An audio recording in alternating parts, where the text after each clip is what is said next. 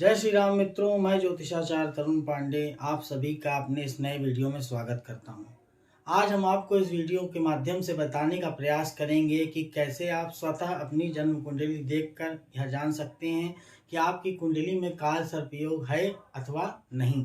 तो बिना विलंब किए हुए आइए वीडियो को शुरू करते हैं और बोर्ड के माध्यम से आपको समझाने का प्रयास करते हैं कि कैसे आप जान सकते हैं कि आपकी कुंडली में काल सर्प योग है अथवा नहीं। मित्रों, आपके सामने ये जो कुंडली बनी हुई है यह काल पुरुष की कुंडली है। इसमें यहाँ एक तरफ राहु लिखा है, एक तरफ केतु लिखा है। जहाँ भी राहु लिखा रहेगा ठीक उसके सामने केतु लिखा रहेगा, और जहाँ केतु लिखा रहेगा ठीक उसके सामने यहाँ राहु लिखा रहेगा, अर्थात सातवें घर में। जैसे मान लीजिए यहाँ राहु लिखा है तो 1 2 3 4 5 6 7, ठीक उसके सातवें घर में केतु बैठा रहेगा। यहाँ केतु लिखा है तो 1 2 3 4 5 6 7, यहाँ पर राहु लिखा रहेगा। मित्रों, राहु और केतु का जो स्वरूप ज्योतिष में बताया गया है वह सर्प का है। राहु को मुख की संज्ञा दी गई है और केतु को पूंछ की संज्ञा दी गई है।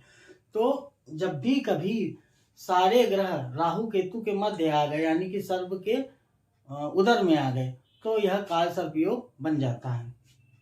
अब जैसे मान लीजिए यहाँ राहु लिखा हुआ है और यहाँ केतु लिखा हुआ है, तो जो भी सारे ग्रह हैं, बचे 5 ग्रह, अगर यहाँ यहाँ यहाँ यहाँ यहाँ यहाँ और यहाँ, मतलब कि 1 2 3 4 5 6 7 इन भावों में जब आ जाएंगे तो वह काल सर्प योग बन जाएगा। कोई भी ग्रह इधर नहीं आना चाहिए, मतलब कि राहु केतु जहाँ लिखा है उसको पार करके दूसरी तरफ नहीं आना चाहिए। उसी तरह से अगर यही सारे ग्रह यहाँ यहाँ यहाँ दूसरे, मतलब पहले भाव में, दूसरे भाव में, तीसरे भाव में, चौथे भाव में, पांचवें भाव में, छठे भाव में, सातवें भाव में, इधर के 7 भावों में अगर आ गए तो वह काल सर्प योग बन जाएगा। इसी तरह से राहु केतु पूरे कुंडली में अपने स्थान को बदलते रहते हैं। अलग अलग कुंडली में अलग अलग जगहों पे राहु केतु होते हैं। इसी के अनुसार ज्योतिष में गुलिक, कर्कोटक आदि आदि काल सर्प दोष की संज्ञा दी गई है।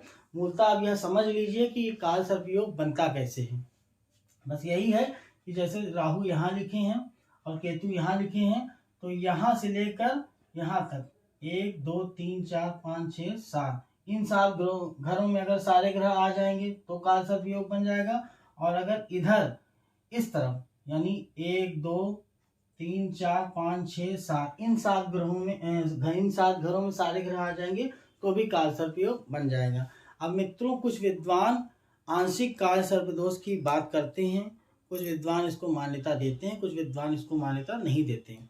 आंशिक काल सर्प दोष का निर्माण कैसे होता है कि भाव चलित में जब भी कभी 1 या 2 ग्रहों की डिग्री ज़्यादा या कम हो जाती है तो वह राहु केतु की परिधि से बाहर आ जाते हैं। जैसे मान लीजिए यहाँ पर राहु है, यहाँ केतु है, बाकी बचे 4 ग्रह तो इधर हैं, मतलब इन 7 भावों में 4 ग्रह तो हैं, लेकिन 1 ग्रह या 2 ग्रह, मान लीजिए 2 ग्रह इनकी परिधि से बाहर निकल के यहाँ आ गए, या इनकी परिधि यहाँ से बाहर निकल के यहाँ आ गए, तो वह काल सर्प योग को आंशिक काल सर्प दोष की संज्ञा दी जाती है।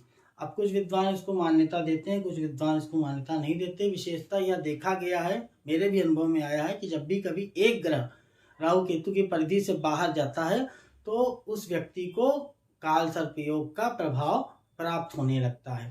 काल सर्प योग कोई बहुत खराब योग नहीं है।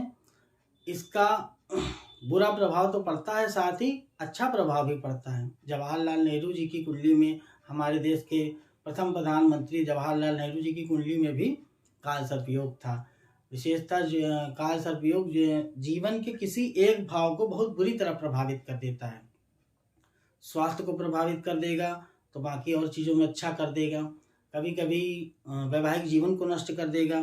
तो यह देखना पड़ता है कि राहु केतु कहाँ बैठे हैं और कैसी पोजीशन है उनकी, कैसी डिग्री है उनकी, कैसा उनका बल है। मूलतः यह वीडियो इसलिए है कि आप यह देखकर समझ सकें कि आपकी कुंडली में काल सर्प योग है अथवा नहीं। ऐसी जानकारियाँ हम आपको भविष्य में और भी देते रहेंगे।